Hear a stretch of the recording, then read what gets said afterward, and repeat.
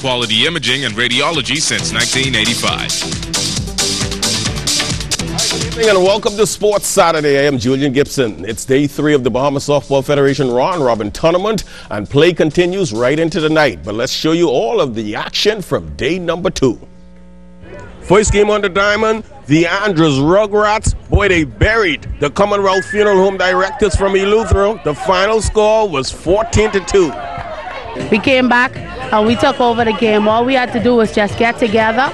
We played team ball and we were successful to win. Finally, after 3 years winning championship in the North Island Softball Association, I was able to finally win a game. So I can enjoy this tonight. Let me get that out of the way. Now, we tweak it a little bit from Long Island.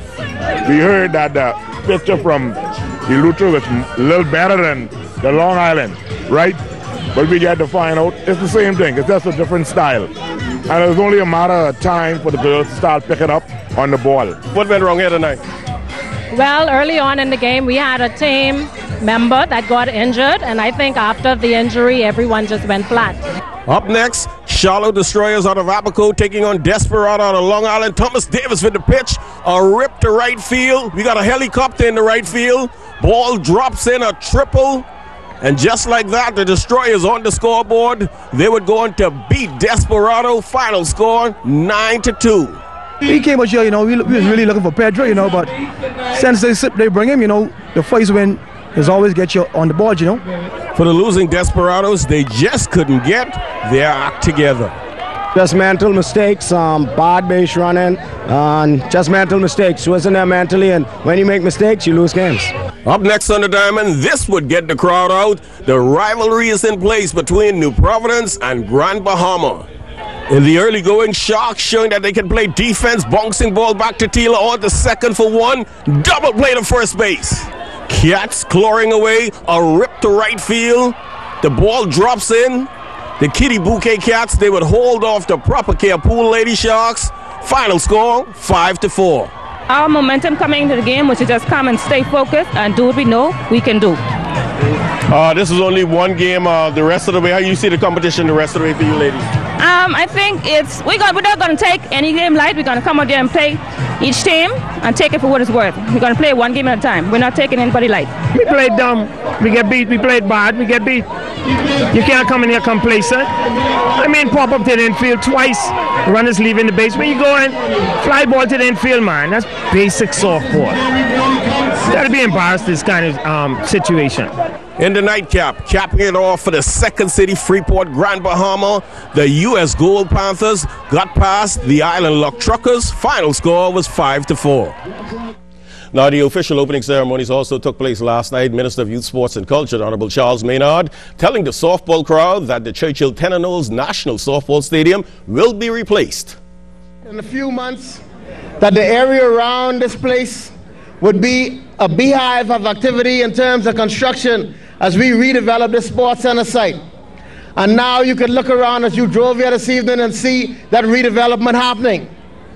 But what is more important is that as a part of that redevelopment in another phase, we will see the return of the Churchill Tenor-Knowles Softball Stadium just to the southwest of where we are today.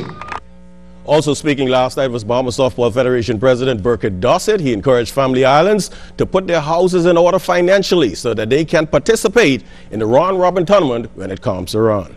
Remind the presidents of the various associations, the executives, that I've had a tremendous amount of calls over the last couple of days about teams coming here, having difficulties coming here to this Round Robin.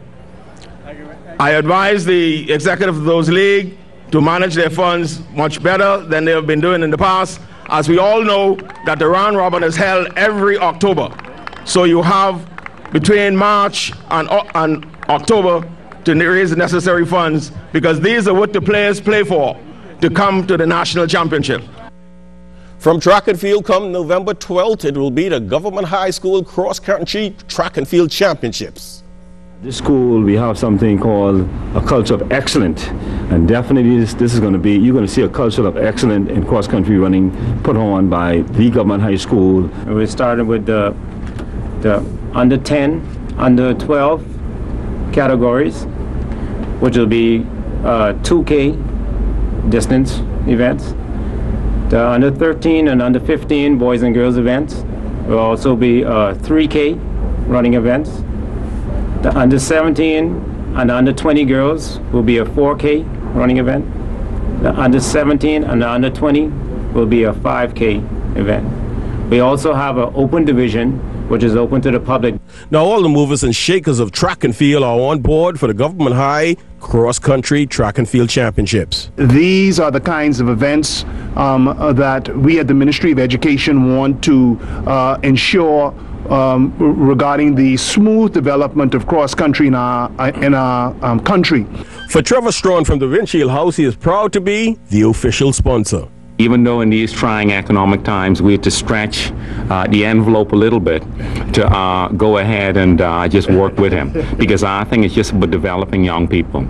And for the winners, there will be some great prizes. With the males open, there'll be dinner for two, and on the female we're going to do a complete spa treatment where there'll be a facial, pedicure, body wrap, and a Swedish massage. So we want to encourage everyone to come out. It's going to be a fun event. And finally, in sports, home-going services for race car driver Derek Bethel took place today at St. Joseph's Catholic Church on Boyd Road. Bethel passed away on October 24th after a long battle with cancer. 4 years ago, his wife, Portia, also a race car driver, passed away. He will be sadly missed. Our deepest sympathy goes out to the Bethel family from the ZNS Total Sports team.